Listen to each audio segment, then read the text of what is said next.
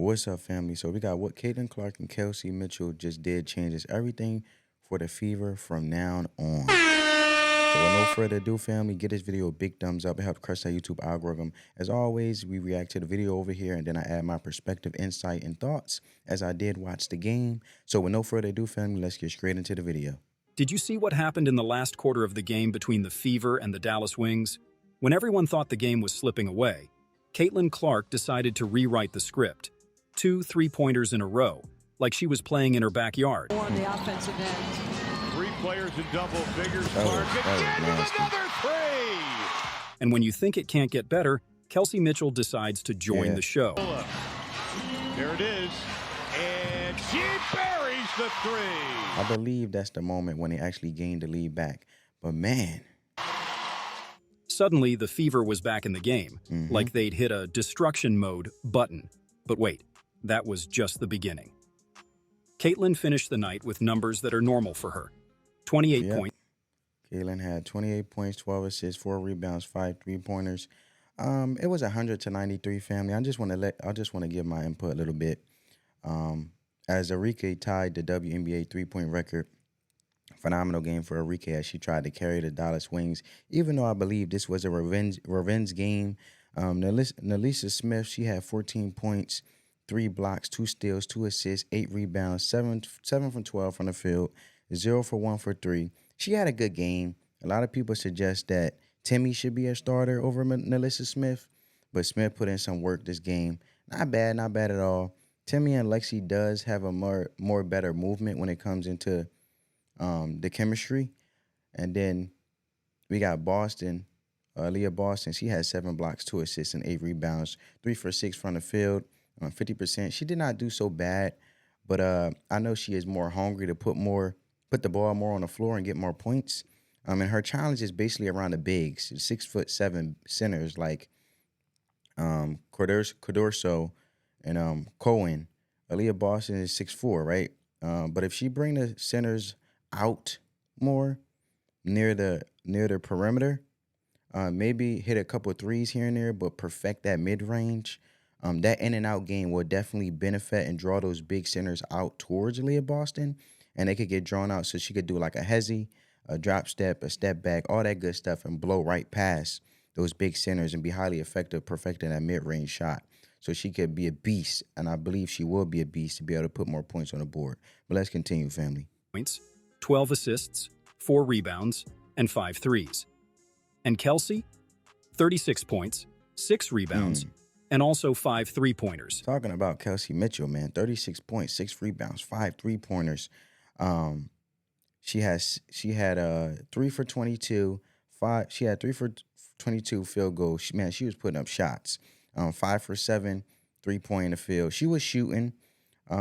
I believe, Caitlin Clark obviously being the player of the month because she orchestrates the offense for the most part, puts her at top tier, of course, for the player of the month. But if Kelsey Mitchell, because it seemed like she be in her playoff mood or MVP mode, if she does get player of the month, Kelsey Mitchell, I'm fine with that too. I'm satisfied with either choice because they both worked for it. But let's continue.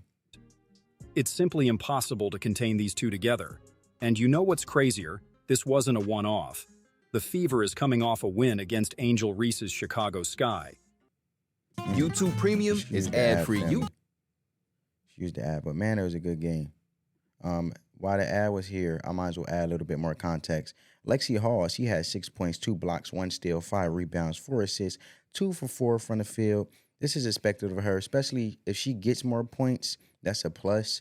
Icing on the cake for her. She doesn't get many plays incorporated when she does touch the ball, because she doesn't touch the ball offensively, so she doesn't get as many points. But she is amazing, an amazing defensive threat. Knows when to chime in and play her vital role, key role, and she's very consistent. You know what to expect from Lexi Hall, but she is capable, I feel as though, to put points on the board. More points than what she scored in this game, obviously, which was 6 points. But if she does put more points on the board, do not expect as many points from Kelsey Mitchell or Caitlin Clark.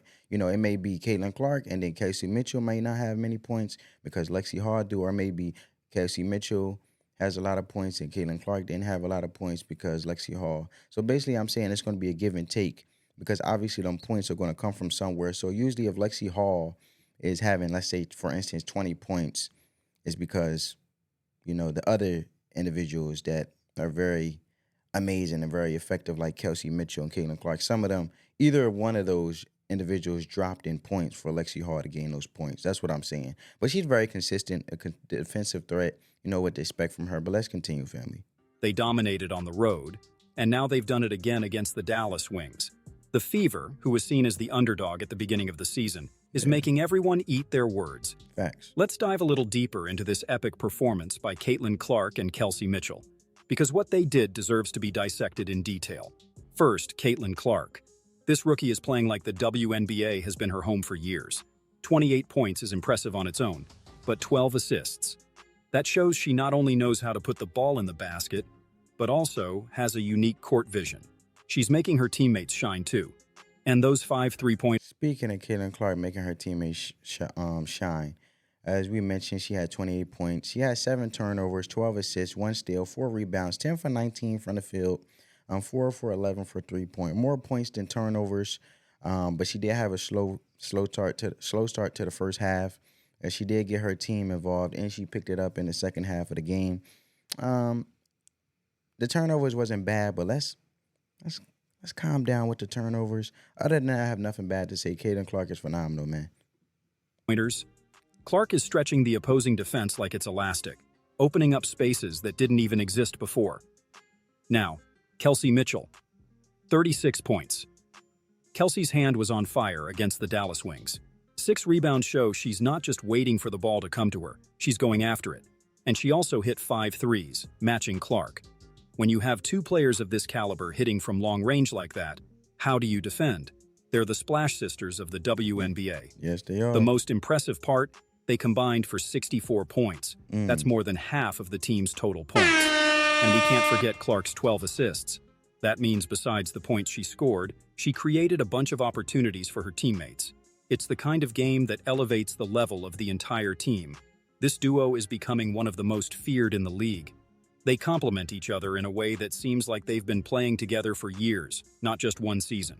Clark with her court vision and long-distance shots, Mitchell with her aggressiveness and ability to create her own shot. Facts. It's a combination that's giving opposing coaches nightmares. But guys, don't think this was an isolated incident or just another good game.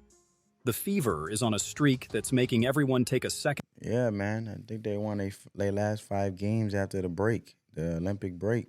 And look at the WNBA standings. Let's go back a bit. Before this game against the Dallas Wings, the Fever had already put on a show against the Chicago Sky. The most incredible part?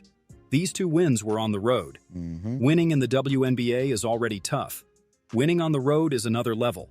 And the Fever did it twice in a row against competitive teams. In the game against the Sky, Clark and Mitchell had already shown that this partnership was going to be trouble. They dominated the court as if they were playing against a high school team. The Sky's defense didn't know whether to guard Clark, who could make a magical pass at any moment, or Mitchell, who was hitting from all over the court. And now, they go and do it again against the Wings. It's like the Fever found a secret formula for winning on the road. These wins aren't just numbers on the standings. They're sending a clear message to the rest of the league.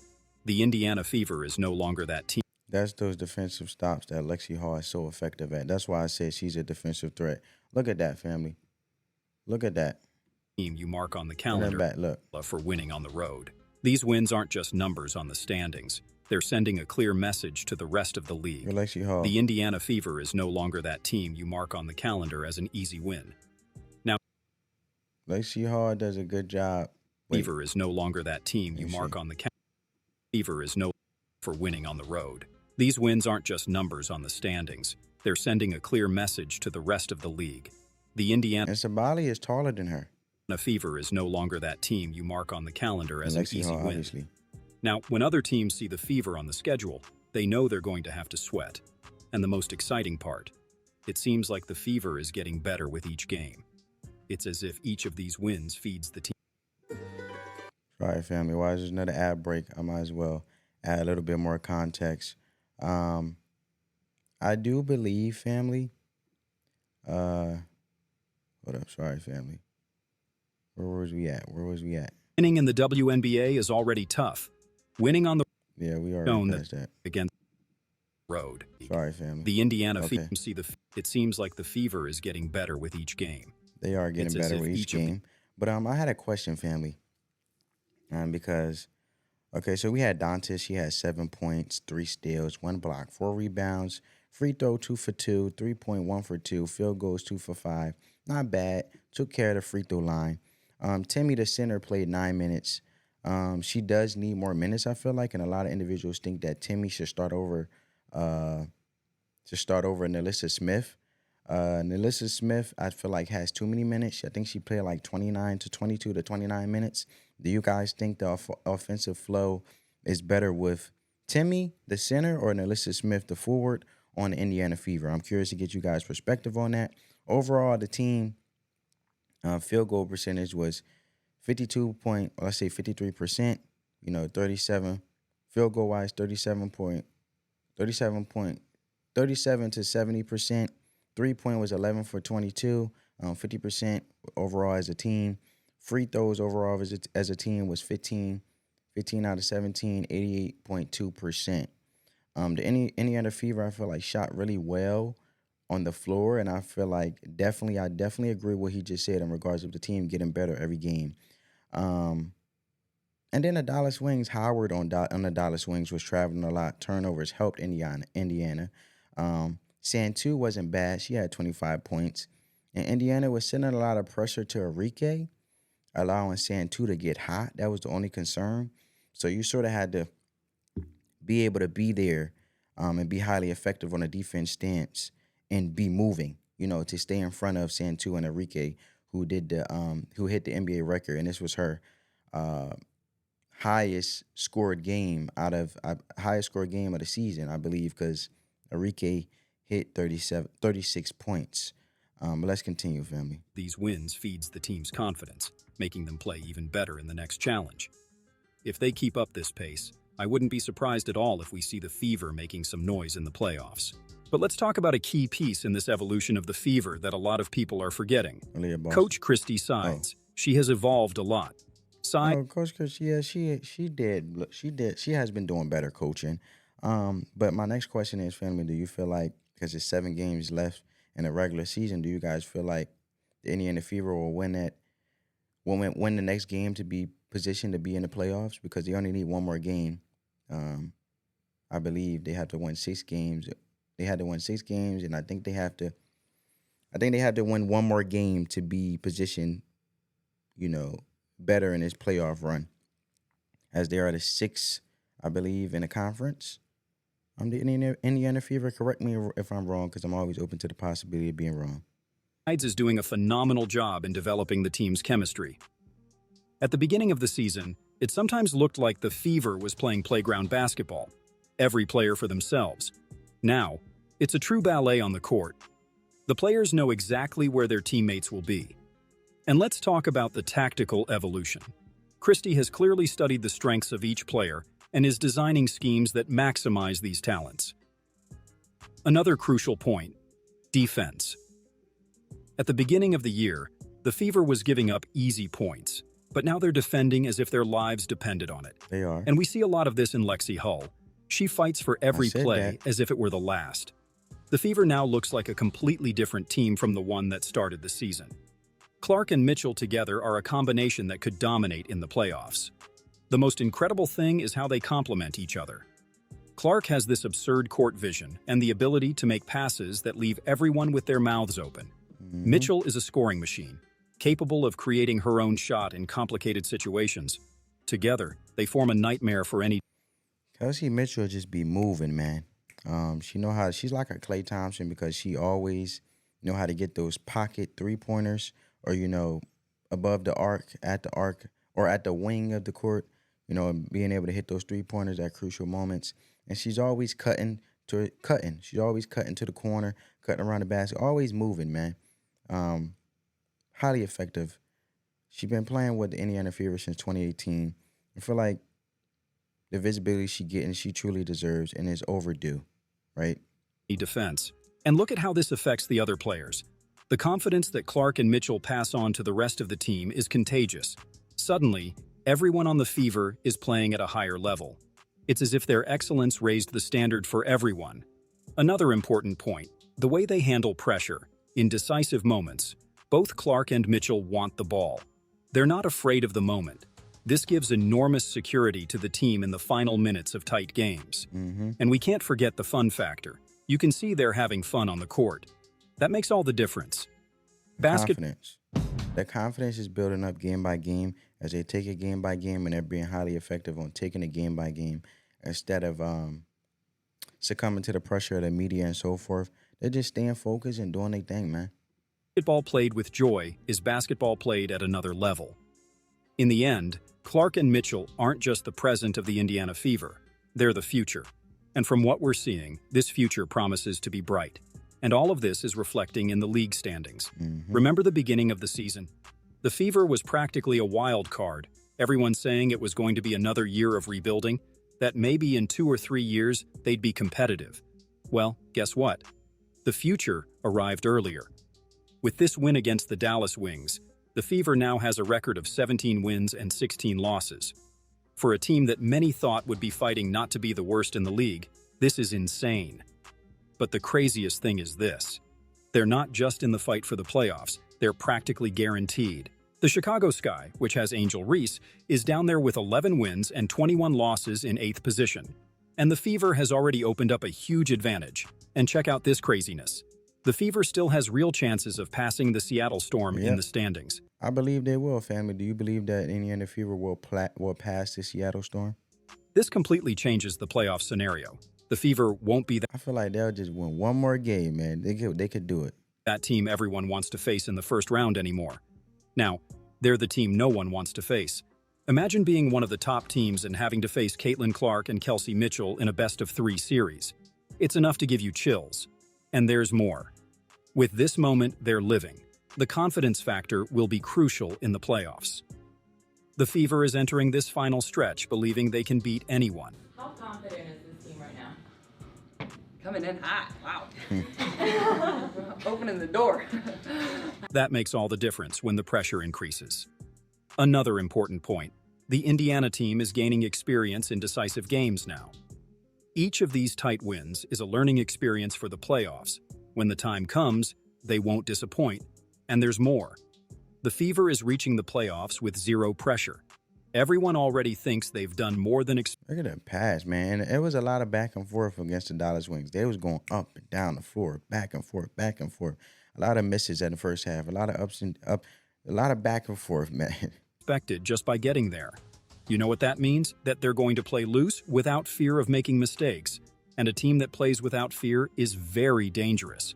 The Fever's style of play, with this combination of long-distance shots and creative passes, can cause serious problems for many teams in the playoffs, especially for teams that aren't used to defending this type of attack.